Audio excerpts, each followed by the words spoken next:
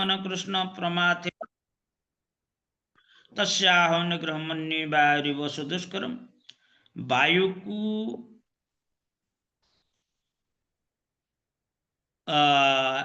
वायु को नियंत्रण करवा जे भली कष्टकर बा वायु को अटकैवा जे भली कष्टकर व्यापार ये मन को से भली नियंत्रण रखवा कष्टकर व्यापार। परदिन आम एक कथा आलोचना करथिले जे वायु को अटकई कि केते प्रकार काम होउछि, केते प्रकार काम होउछि। देखंतु आपण माने जानिथिबे एई जो मन करो गोटे एई जो किछि जहाज इत्यादि सब पानी रे बुडी जाउछि, बुडी गले आमे ताको केमति से भितर उद्धार करूछंती ना गोटे विराट हाइड्रोजन बेलून साहाय्य ताकू ऊपर उठुछंती। तबे हाइड्रोजन से गैस टाकू से बेलून भीतर रखिकी से टाकू उठौछंती। जेतेबेले हीराकुद डैम रे से जो बोट बुडी गला, यंत्र चालित बोट टा बुडी गला, सेतेबेले ए भली पंथा आजिकल गाड़ी मोटर आमे देखुचे से सब जेते टायर ट्यूब ए सब अच्छी से सब वायु को रुद्ध करी अटकई ता भीतर वायु फोर्स भरी करिकी ए सब करछंती। तापर प्रत्येक यंत्र गोटे गोटे एयर बॉक्स अच्छी अर्थात गाड़ी नियंत्रण करवा एयर द्वारा कौन होची ना सब कार्य साधित होची। से कथा छाड़ी दियो, वर्तमान आसवा आम शरीर भितर को आम शरीर भितर ये जो रक्त संचालन जाबतीय जिनिस होउची या का द्वारा होउची, रक्त संचालन जो होउची या का द्वारा होउची, केवल ए वायु द्वारा। आम शरीर मध्य केतक वायु जमती आम कहचे जे कुंभक पूरक कुंभक रेचक। कुंभक पूरक वायु भरी करवा, कुंभक गोटे समानता स्थिति रे अटकई की रखवा, तापरे रेचक बाहर करवा। तेणु आम शरीर मध्य किछि वायु रोहे, ये वायु द्वारा ही अनवर्तत आमर जो अच्छी फुसफुस जोटा कि आम हार्ट कहचे से कौन करुच्ची ना प्रति मुहूर्त रे से जो गर्भस्थ वायु को से प्यूरिफाई करी ग्रहण करुच्ची। आउ बड़का जोटा आमर अदरकारी वायु जोटा भितर दहित होइकी बाहर को आसुची हेरी अंगारकाम्ल हिसाब रे। तबे जेतेबेले ग्रहण करुच्ची अम्लजान को ग्रहण करुच्ची, से अम्लजान द्वारा कौन होची ना शरीर प्रत्येक प्रांत को ये रक्त साहाय्य से ऑक्सीजन जाउची। ऑक्सीजन जीवा द्वारा कौन होची ना से गुडिक क्रियाशील हो पारुची, नचेत हो पारंता नाही। तबे सब संभव का द्वारा होची ना ये वायु द्वारा होची। किंतु करैबा लोक अलगा, करैबा लोक अलगा। तबे ठीक ये कथा अर्जुन जे भली योग पद्धति कथा कहउछंती जे वायुरिव सुदुष्करम, भगवान मध्य सेटा स्वीकार करछंती जे असंशयम महाबाहु मनो दुर्निर्ग्रहण चलम। मन को नियंत्रण करवा वास्तविक कठिन किंतु असंभव नुहे।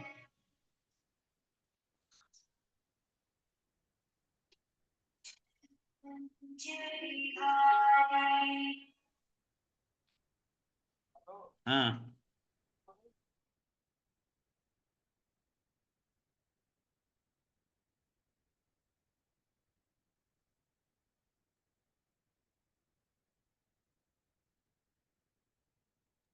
भगवान कहते असंभव नुह, कष्टकर व्यापार किंतु असंभव नुहे। श्लोक नंबर 25 रे कहले कौन ना शनै शनै केमती यहाँ को अभ्यास करवा ना शनै शनै अर्थात आस्ते आस्ते शनै शनै शनैर शनै शनै उपरमेत बुद्धिया धृति गृहीता धीरे धीरे धीरे आत्मसंस्थौ मन कृत्वा आत्मसंस्थौ मन कृत्वा न किंचित अपि चिंतयेत्। आत्मस्थ करियो मन को आत्मस्थ करियो शनै शनै धीरे धीरे। ए धीर बुद्धि साहाय्य रे आस्ते आस्ते मन को आत्मस्थ करियो अर्थात आत्म कैंद्रिक करियो आत्मा रे युक्त करियो। जतो जतो निश्चलति मन चंचलं अस्थिरं ततो ततो नियमे तदात्मन एव वशम नयति। से बाहर को जाउथो भीतर को आसथो बाहर को जाउथो मन भीतर को आसथो स्थिर हो न तो मन तो अस्थिर किंतु आमे आस्ते आस्ते ताकू अभ्यास रे पकेबा को पड़िबो। कारण एटा होची पंथा एटा होची मार्ग मनटा नियंत्रित हवा होची मार्ग। एई मन ए आत्मार शत्रु आत्मार मित्र मध्य जेतेबेले नियंत्रित हो जाउची से हमर मित्रवत कार्य करूची जेतेबेले अनियंत्रित होची शत्रुवत कार्य करूची।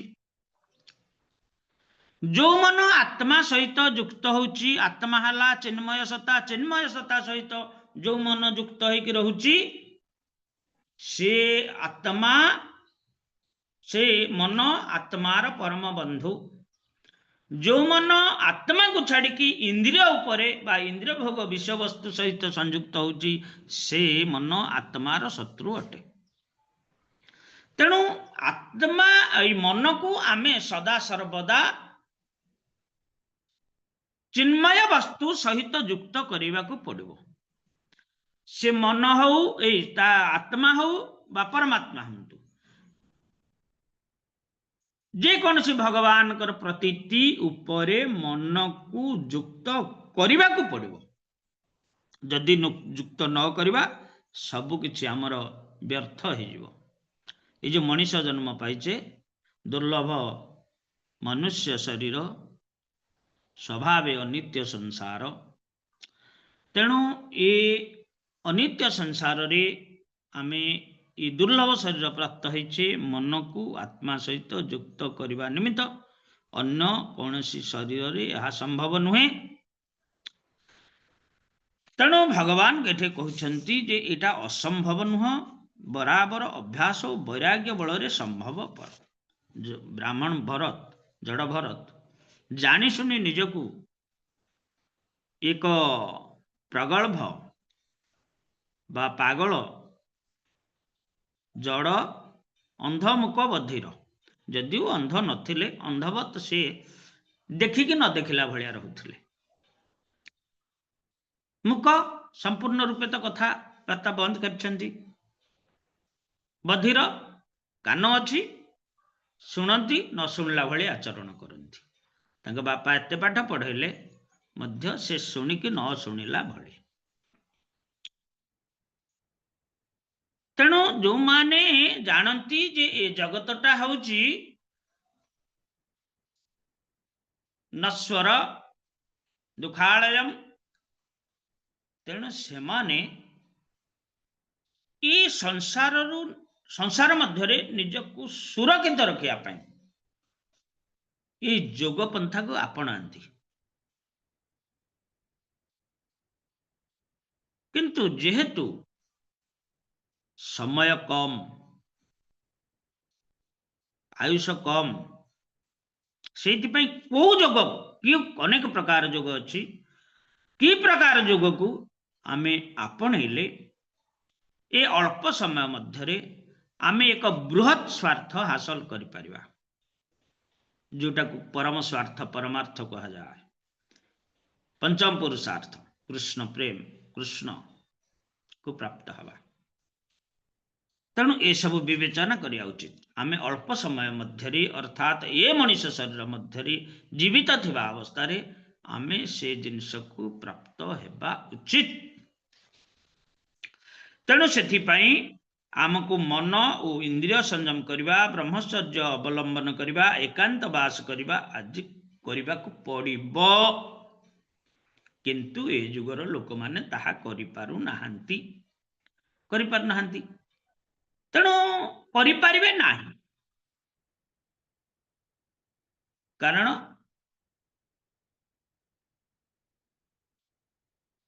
कली जुगर गोटे लक्षण अच्छी जे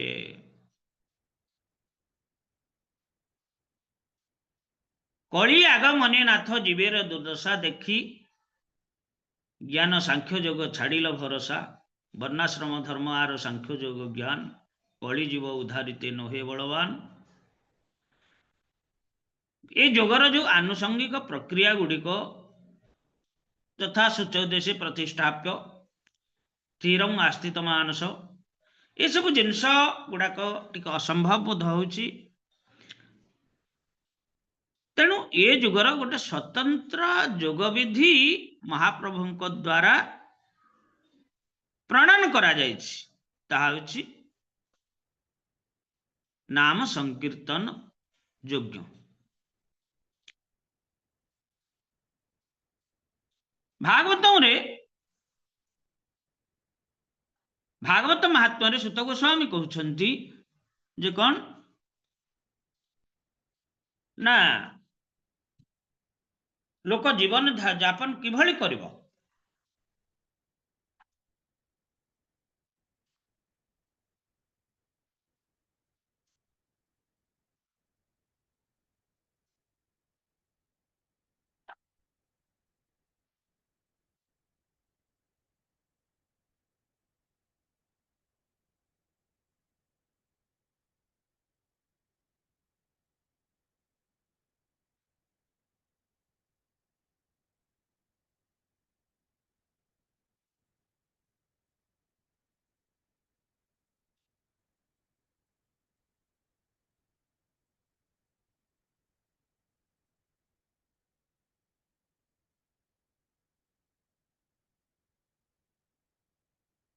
अतो वै कवयो नित्यम भक्ति परमया मुदा वासुदेवे भगवती कुर्वन्ति आत्म प्रसादन। अतो वै कवयो नित्यम कवयो अर्थात बुद्धिमान लोक माने नित्यम भक्ति परमया मुद्दा ये कृष्ण भक्ति को आश्रय करी परम बा सर्वत भावे आश्रय करी वासुदेवी भगवती कुर्वन्ति आत्म प्रसादन। समस्त प्रकार जोटा हमको कहा जाए अनुकूल कार्य स्वीकार सर्व अनुकूल भाव कार्य स्वीकार सर्व प्रतिकूल भाव वर्जनांगीकार जोड़ा भक्ति पाई प्रतिकूल से ताकू त्याग करिवो जोड़ा भक्तिर अनुकूल ताकू ग्रहण करिवो। तेणु अतवै कवय नित्यं भक्ति परमया मुद्या वासुदेवी भगवती कुर्वन्ति आत्म प्रसादन। जेपर्यंत आम मानकर गुण प्रवाह बा गुण उपरे आमे विशेष भावे मन को रखिबा बा मन को प्रभावित करिबा से पर्यंत भगवान कर कृपा प्राप्त हो परिबा नाही केबे हेले प्राप्त हो परिबा नाही। जेतेबेले आत्मा केंद्रिक हब मन सेतेबेले आमे भगवान को कृपा प्राप्त होबा कारण भगवान चिन्मय वस्तु आत्मा चिन्मय वस्तु तेणु आत्मा सहित भगवान कर संपर्क ए शरीर सहित भगवान कर संपर्क नाही।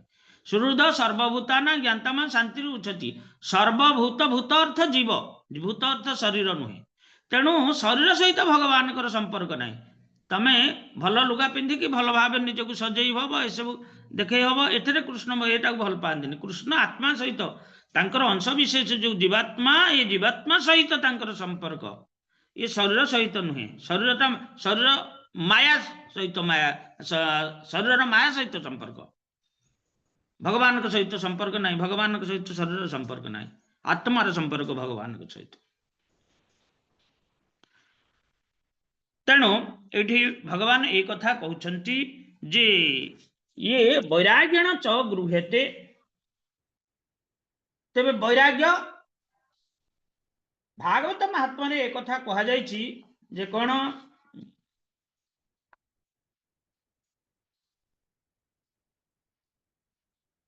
ये भागवतम एक शास्त्र जो शास्त्र रे कौन कह ना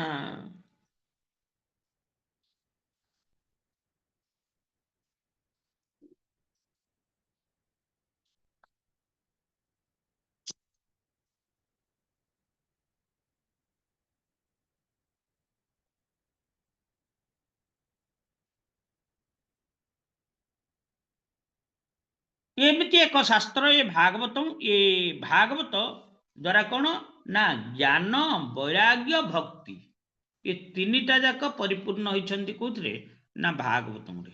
तेणु भागवतम को आमे जदि आश्रय करवा ताहले शुणतांश कथा कृष्ण पुण्य श्रवण कीर्तन हृदयंतस्थ ही अभद्राणी विधुनति सौदस आम चित्त शुद्धि हो जीव जद्वारा मन आउ इतस्तत हेबो नाही।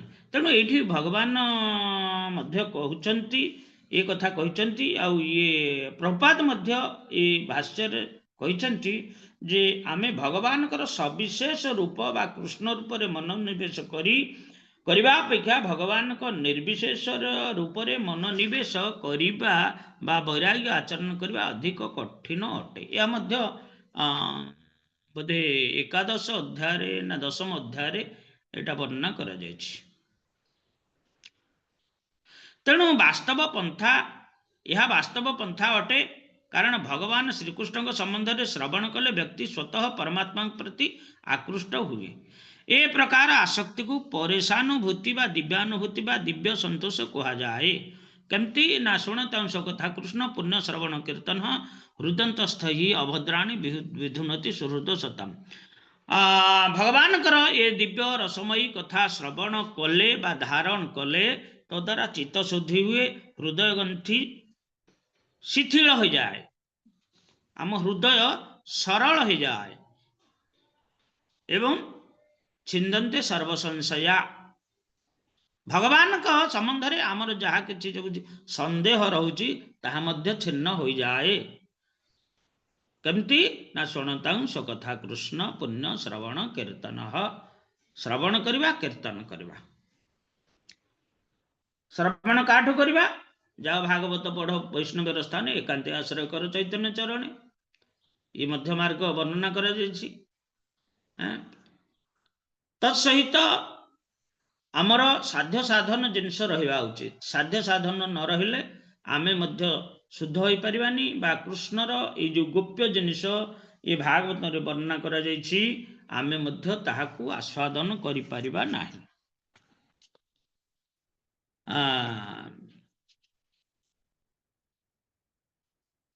प्रेममय भागवत कृष्णर श्रीअंग यहाते कहेन जत गोप्य कृष्ण रंग ये वेदांत सा सर्व उपनिषद गाव दग्धा गोपाल नंदन ये सब उपनिषद जदि हुए गाई हेतिरे गाईर जो सार जिनस दुग्ध से होचंती कृष्ण आमे से शास्त्र रु ताकू आविष्कार करने को पड़ो आमर शक्ति सामर्थ्य नहीं आमे शुद्धभक्तंक निकटरे बा तांको निकटरू आमे यह श्रवण कले वास्तविक ये शास्त्र मध्य कृष्ण कौटी अछंती केमती अछंती आमे आस्वादन करवा आउ आमर हृदय रूपक ग्रंथि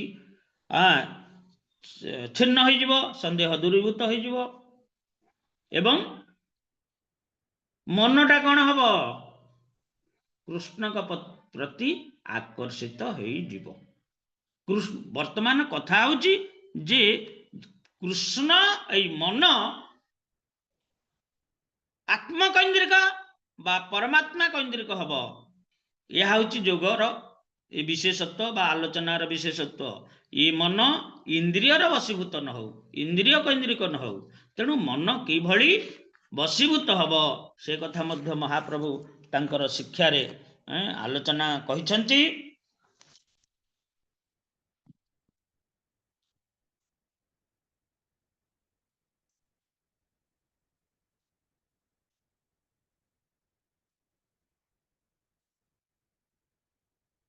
आमे से जिनस गुड़ाक आगुरु मध्य आलोचना करिचे जे वास्तविक ये भगवान कि भलिया जिनस ना भगवान एभली जिनस जी समस्तंकर कौन कौन मन को आकर्षण करती से जो ना है कृष्ण।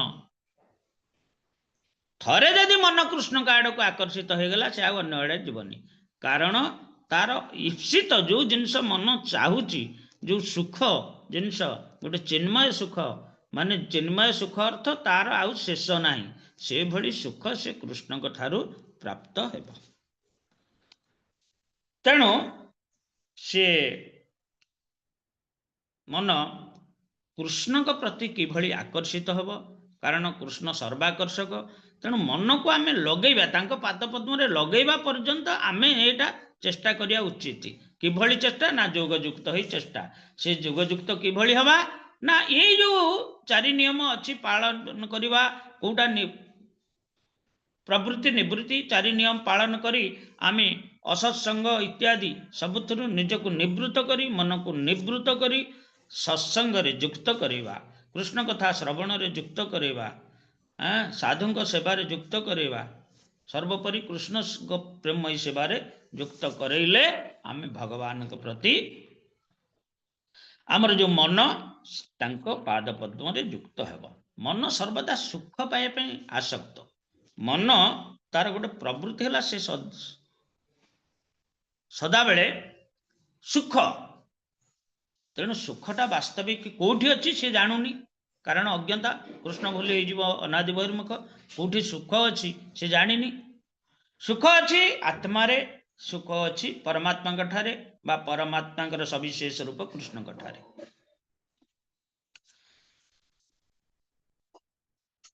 तेणु ये कहुई यद्यपि कृष्ण सौंदर्य माधुर्यर धूर्य, समस्त प्रकार सौंदर्य और माधुर्यर गंताघर हेले कृष्ण। तेणु महाप्रभु एक कथा सब कही भगवान सहित आम केमिति युक्त हवा, युक्त हबार पंथा कौन कौन, साध्य साधन कौन कौन, राय रामानंद को पचार। राय रामानंद तार उत्तर देते। तेणु जेते कथा कह जाइछि प्रथमे वर्णाश्रम धर्म ठारू आरंभ करी जहाँ जहाँ किछि कहिसेंति महाप्रभु ताहाको अस्वीकार करछन्ति। ये कहिसेंति संसार रे चलिया पई ए सब जिंस ए जो नियम गुडाक प्रवर्तन करा जाइछि, किंतु वास्तविक परमार्थिक जिनिस कौन, परमार्थिक जिनिस रे मन युक्त हेले सीए संपूर्ण रूपे बांधी कि रहिबो भगवान के पाद पद्म रे। प्रभु कही प्रभु कहे पढ़ एक श्लोक साध्यर निश्चय, राय कहे स्वधर्म आचरण विष्णु भक्ति है। स्वधर्म आचरण करवा अर्थात तो आपण नारी नारीर धर्म, मु वश्य वश्यर धर्म, से ब्राह्मण ब्राह्मणर धर्म, यह करवा विष्णु को उद्देश्य रे जोटा आमर कह अतपुंभिरी द्विजश्रेष्ठा वर्णाश्रम विभाग सनुष्ठित धर्म संसिधि हरितोषण, भगवान को संतोष निमित्त ये सब कर्म करवा महाप्रभु यह प्रत्याख्यान करदे। यहाँ तार बाट हेले महाप्रभु कहले आहरी आगु आगु बहुत जिनिस अच्छी। प्रभु कहे एहो बाह्य आगे कह आर, राय कहे कृष्ण कर्मार्पण सर्वसाध्य सार। जदि वर्णाश्रम धर्म रे भगवान को भगवान को संतुष्ट निमित्त कर्म करवा महाप्रभु कहले यहाँ बाह्य कथा आगु को कह। राय कहे कृष्ण कर्मार्पण सर्वसाध्य सार, भगवान निमित्त समस्त कर्म कर भगवान को निमित्त छाड़ीदबा। जत करुषि जद स्नासी जद होशी जद आसी जत जत तपस्या कुंते तत्कुरु समदर्पण, भगवान को निमित्त भगवान ये कथा कहते, किंतु महाप्रभु रूप से ही भगवान आसिकी यहाँ प्रत्याख्यान कर सचु कहले सर्वधर्मान परित्यज्य मामे कौन शरण ब्रज अहं तम सर्वपापी मखिष्यामि। महाप्रभु कहते पुणी कहले कहले प्रभु कहे एहो बाह्य आगे कह आर, राय कहे ज्ञान मिश्रा भक्ति साध्य सार। जदि ये कर्म यहाँ आमर कहगला जे सब किछि छाड़ी की भगवान ठारे प्रपन्न हवा, कृष्ण को निमित्त सब किछि अर्पण करदेवा। महाप्रभु कहते ना ना आहरी आगु को अच्छे कि कह। एटी राय रामानंद कहते ज्ञान मिश्रा भक्ति ब्रह्मवृत्त प्रसन्नात् न शोचति न कांक्षति सम सर्वेषु भूतेषु मद्भक्ति लभते परम। महाप्रभु मध्य प्रत्याख्यान कले। प्रभु कहे एहो बाह्य आगे कह आर, राय कहे ज्ञान शून्य भक्ति सदृशा। केवला भक्ति आचरण करवा मन को युक्त करवा। महाप्रभु मध्य ताकू प्रत्याख्यान करदे। प्रभु कहे एहो बाह्य आगे कह आर, राय कहे प्रेम भक्ति सर्वसाध्य सार। प्रेम भक्ति भगवान ठारे प्रेम भक्ति कृष्ण चेतना रे रही प्रेम भक्ति। तेणु प्रेम भक्ति महाप्रभु ये कहते ये महाप्रभु ये जिनसटा को स्वीकृति देले।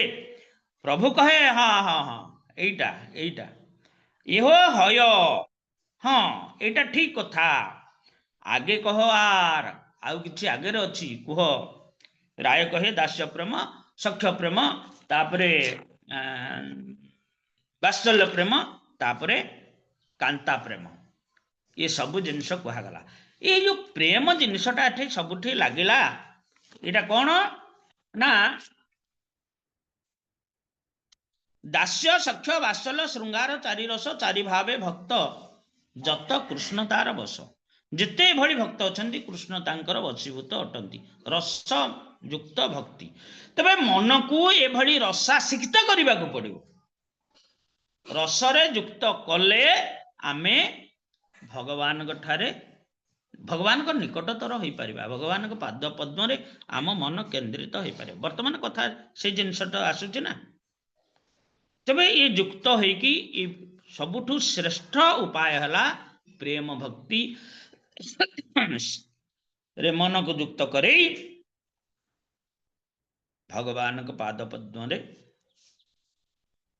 रखिबा निबद्ध करबा एटा होची गोटे कथा तेणु भगवान एटे कहले जे कोन ना शनै शनै ये तो प्राय अति माने भगवत गीता होची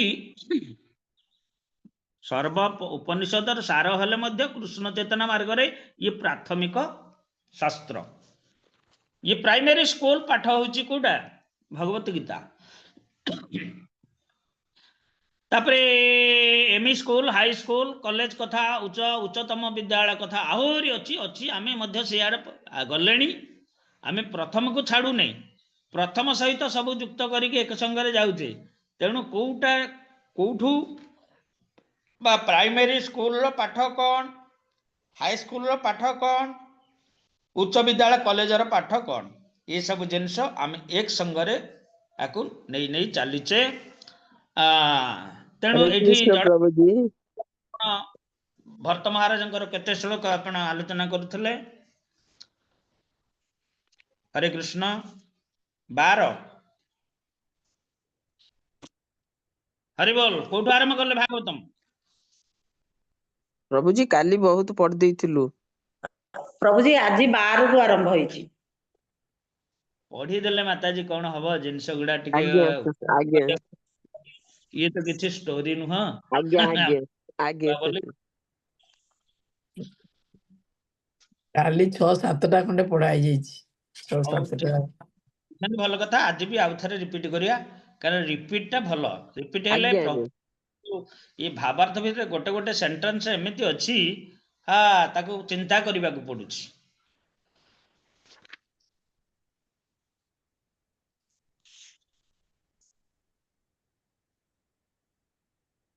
तबे श्लोक 4 रो ये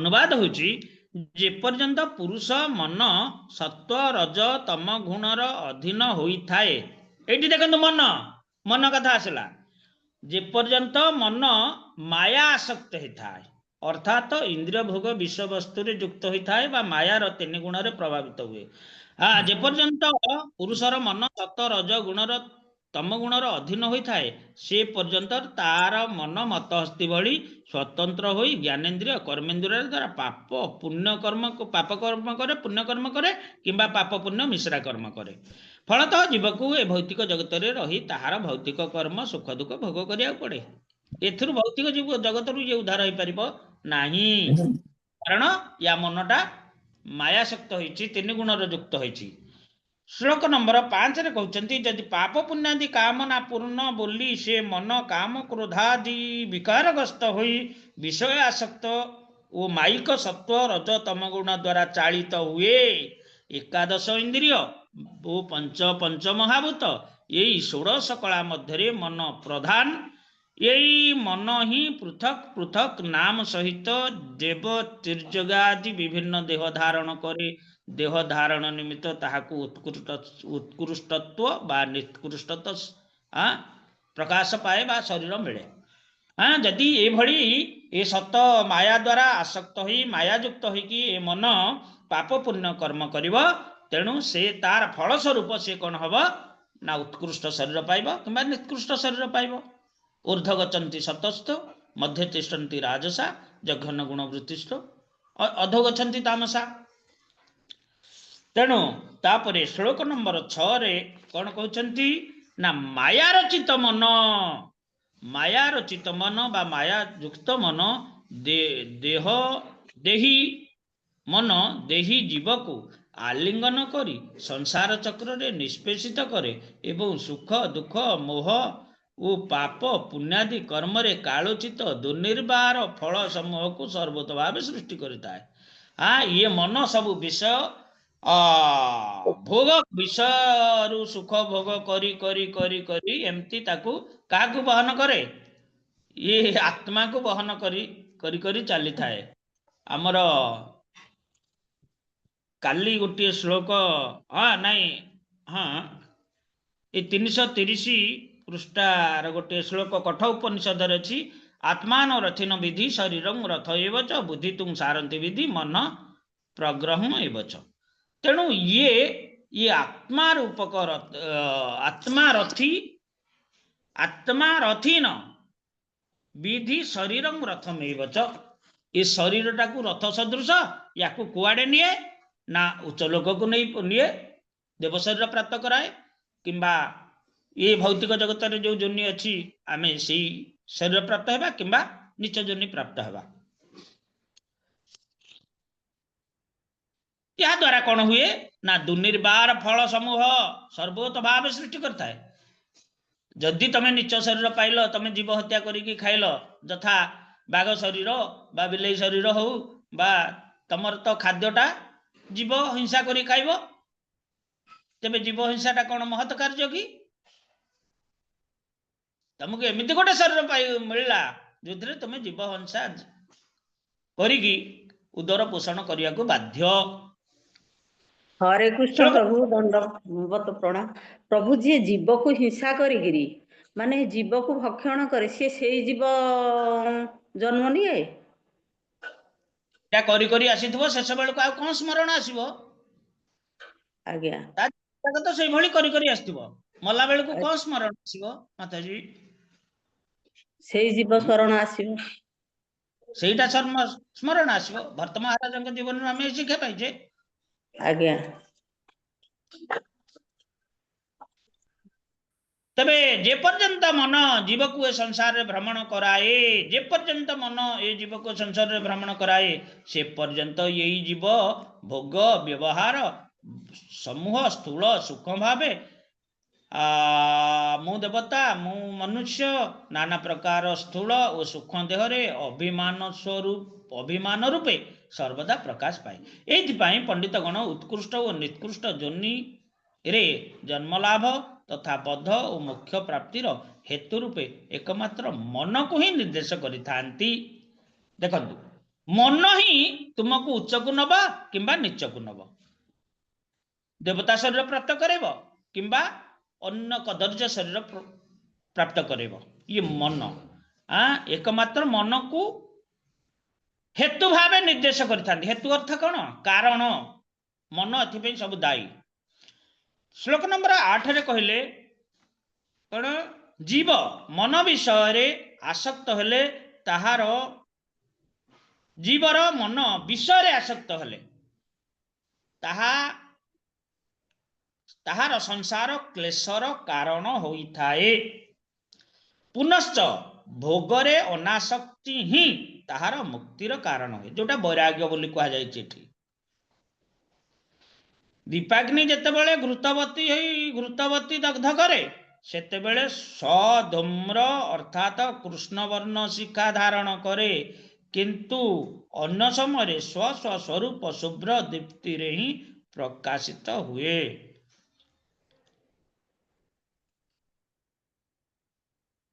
बोले जेतेबेले घी थाए एथिरे कोठारे दीपरे सेतेबेले स्वच्छ शिखा प्रकाश करे किंतु जेतेबेले घी शेष हो से बलिताटा को पड़ो सेतेबेले कौन केवल धुआं सृष्टि हब। तेणु ठीक से भली मन मध्य से भली गुण कर्म रे आबद्ध होई नाना वृत्ति आय करे अन्यथा स्व भाव को ही अवलंबन करिथाए अर्थात तार मौलिक कृष्ण चेतना रूपक दीप्ति को ही ଅବଲମ୍ବନ କରିଥାଏ। ଅନ୍ୟଥା ସ୍ୱଭାବକୁ ହିଁ ଅବଲମ୍ବନ କରି ଅର୍ଥାତ ତାହାର ମୌଳିକ କୃଷ୍ଣ ଚେତନା ରୂପକ ଦୀପ୍ତିକୁ ହିଁ ଅବଲମ୍ବନ କରିଥାଏ। କଭୁ ଯଦି ସାଧୁ ସଙ୍ଗେ ଜାନିତେ ସେ ପାରେ, ଆମେ ଯିବ କୃଷ୍ଣ ଦାସ ଯାୟ ମାୟା ପାରେ। ଏମିତି ଜନ୍ମ ମୃତ୍ୟୁ ଚକ୍ରରେ ଘୁରିବା ସମୟରେ ସାଧୁମାନଙ୍କ କୃପା ଯଦି ପ୍ରାପ୍ତ ହେଇଗଲା, ସେଇଠି ତାର ସ୍ୱରୂପ ସେ ଉପଲବ୍ଧି କରିପାରିବ। ଶ୍ଲୋକ ନମ୍ବର 9 କହୁଛନ୍ତି 5 କର୍ମେନ୍ଦ୍ରିୟ 5 ଜ୍ଞାନେନ୍ଦ୍ରିୟ ଅହଙ୍କାର ଭେଦରେ ମନୋବୃତ୍ତି 11 ପ୍ରକାର। हे वीर, हे रघुराज, शब्दादि पंच तन्मात्र ज्ञानेन्द्रिय विषय विसर्गादि पंच व्यापार कर्मेन्द्रिय विषय ओ देह गेहादि अभिमान विषय पंडित गण ये 11 प्रकार वृत्ति कथा कहते। आ 11 वृत्ति बोले कौन? कर्मेन्द्रिय वृत्ति, ज्ञानेन्द्रिय वृत्ति 10, अहंकार भेदरे मध्य वृत्ति। ये कथा जोटा कह जायछि मो मो मो घर, मो परिवार, मो समाज, मो जाति इत्यादि इत्यादि, मो शरीर, एटा होछि अहंकार। मो शरीर ये अहंकार प्रभाव रो आमे कहूचे। आ मो घर, मो परिवार, ये सब इंद्रिय जोगु ये सब सृष्टि हुए। श्लोक 10 रे कहउचंती शब्द स्पर्श रूप रस गंध ये 5टी ज्ञानेन्द्रिय विषय वस्तु, ज्ञानेन्द्रिय विषय वस्तु। तापरे मलत्याग स्त्री संभोग ये 5टी कर्मेन्द्रियर विषय वस्तु। एतद व्यतीत आउ गोटे धारणा अच्छी जो व्यक्ति भावे जे मोर शरीर, मोर समाज, मोर परिवार, मोर जाति, यह होची मनर 11 वृत्ति। ये 10 वृत्ति कहया परे 11 वृत्ति अर्थात 11 इंद्रिय है अहंकार। ये अहंकार वृत्ति होची मोर मोर मोर मोर मोर समाज, मो शरीर, मो घर, मो परिवार, मो जाति, खाली मो मो मो, एटा होची ये अहंकार सृष्टि हुए। श्लोक नंबर 11 रे कहउचंती द्रव्य अर्थात विषय स्वभाव परिणाम हेतु आश्रय आशय वा संस्कार कर्म अर्थात अदृष्ट ओ गुण क्षोभ काल ये सबु निमित्त कारण। ये जो इंद्रिय कार्य कर इंद्रियर वृत्ति ताहा ज्ञानेन्द्रिय वृत्ति हो बा कर्मेन्द्रिय वृत्ति हो बा अहंकार वृत्ति हो, ज्ञानेन्द्रिय तत्व वृत्ति हो, कर्मेन्द्रिय तत्व वृत्ति हो बा अहंकार तत्व वृत्ति हो, 11 इंद्रिय रो बा 11 तत्वर जो वृत्ति जोटा स्वभाव तार कारण किए से ये वृत्ति को किए संचालित करुची से होची किए से काल अदृष्ट गुण क्षोभकारक काल ये सबु निमित्त कारण। अनुभव करछंती माताजी, बुझी पारले तो? आज्ञा आज्ञा। एमानक द्वारा ही यही 11 प्रकार चित्त विकार 11 प्रकार चित्त विकार प्रथमे 7 प्रकार पर 1000 प्रकार तापरे कोटिए प्रकार होता है। किंतु ये सब 100,000 प्रकार हेले सुधा ताहा निज ठारू अथवा परस्पर ठारू हुए नहीं, परमेश्वरंकर अनंत शक्ति कालर ही जात हुए। ये सब काल, ये काल शक्ति प्रभु जी काल सब बेले आम पाखा पाखे थाए, पाखा पाखी देहरे युक्त होइके अछि माताजी। आज्ञा देहरे युक्त होइके वृत्ति सहित युक्त होइके अछि। माने सी जो अदृश्य शक्तिटा माने सब बेले आमे दैनंदिन माने से दिन मोर जो प्रकार एक्सीडेंट हला एटा काल द्वारा हला, मु कोन जानितली कि माने सब से काल द्वारा होउजी। प्रति मुहूर्त रे काल प्रति मुहूर्त रे आमे जहा कि जानि परिबानी कथा कहउचंती काल आज्ञा शक्ति, ये शक्तिटा काल श्रवण शक्ति, ये शक्ति जेते शक्ति शक्ति शक्ति ये सब काल शक्ति 25 इंद्रिय 24 इंद्रिय 25 इंद्रिय होची काल, शेष इंद्रियटा आ सब काल रे भगवत विमुख कर्म करता मायार चित्त जीव पाधिक मनर अनंत विभूति अच्छी। ये समस्त अनादि कालरू अनादि समयरू ये जिनस चली रही भगवत विमुख कर्मकर्ता माया रचित जीवोपाधिक मनर अनंत विभूति अच्छी अनादि कालरू ए सबू जाग्रत ओ स्वप्नावस्था आविर्भूत हुअन्ति सुषुप्ति और समाधि अवस्था तिरोहित हो जाती संसार मुक्त बा जीवत मुक्त जीव ये सबूर द्रष्टा अर्थात से ये सब देखी पारे देखु थाए किंतु किछि करि परिबनी हाँ ये शरीर मन ताकू जुआड़े भिड़िकी नब ये सियाड़े चलिबो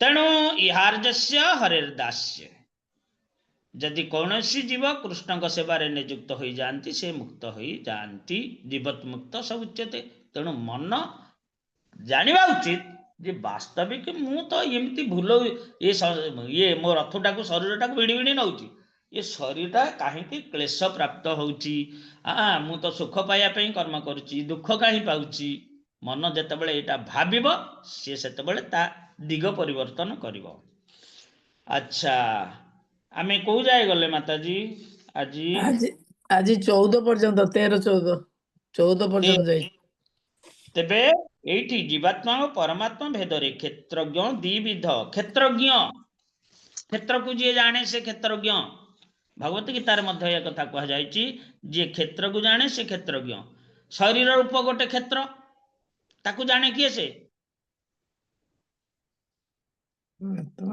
आत्मा जीवात्मा जीवात्मा जाने क्षेत्रज्ञ शरीर क्षेत्र क्षेत्रज्ञ जीवात्मा ये जगत क्षेत्र रूप क्षेत्र क्षेत्रज्ञ परमात्मा परमात्मा दुई जन जाक क्षेत्रज्ञ हाँ ये छोटिया क्षेत्रज्ञ छोटिया मालिक से बड़ मालिक बुझे कि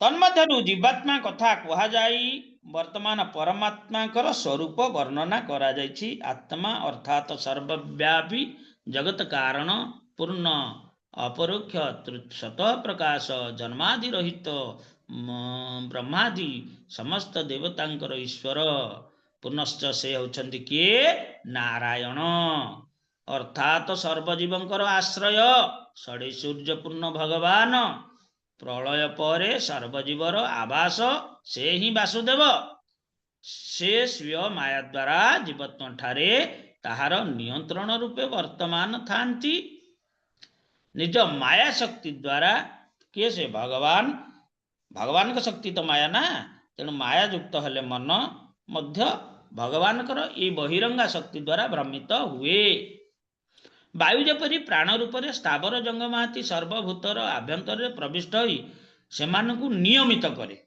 आम शरीर चलुची कथबार्ता करुचे जबतीय जिनस जानुचे का द्वारा वायु द्वारा ना आलोचना कले ना वायु रुद्ध करके सब हो वायु को रुद्ध करके आपण गाड़ी रे का ये राजेश्वरी माताजी कार अच्छी कार टा कौन खाली जो लुहा चक्कर चलुची कि टार रे पंप भरिले से जीव पंप जदि न भरी जदि पंक्चर हो गला से आउ चलबनी तेणु कौन है तेणु आमको ये शरीर भितर जो आमर पवन जीवासिया करुची आम शरीर को कंट्रोल करुची जेतेबेले पवन चलबनी पवन चल प्रचल हो पारनी से गोड़ आड़ू जीवन छाड़ी आसो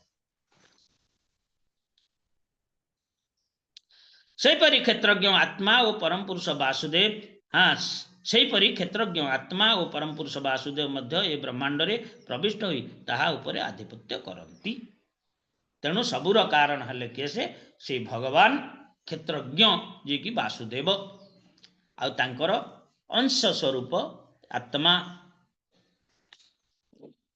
तेणु यही भाव रे आमे याकू आस्वादन कले आउ संपूर्ण रूपे आस्वादन करिथिबा समस्ते शुणिछंतु तो हरे कृष्ण विश्वमंजरी माता जी हरे कृष्ण क्षेत्र हरे कृष्ण प्रभु प्रणाम आज्ञा जगतर क्षेत्रज्ञ किए कृष्ण प्रभु जी परमात्मा हरामणि माता जी हरि बोल गोटे बाजी गला हरे कृष्ण परमात्मा प्रभु जी आज्ञा प्रभु जी आज्ञा प्रभु ये शरीर क्षेत्रज्ञ किए से जीवात्मा जन को प्रश्न पचरा जाए ସମସ୍ତେ ଶୁଣୁଛନ୍ତି ପ୍ରଭୁଜୀ ପ୍ରଭୁଜୀ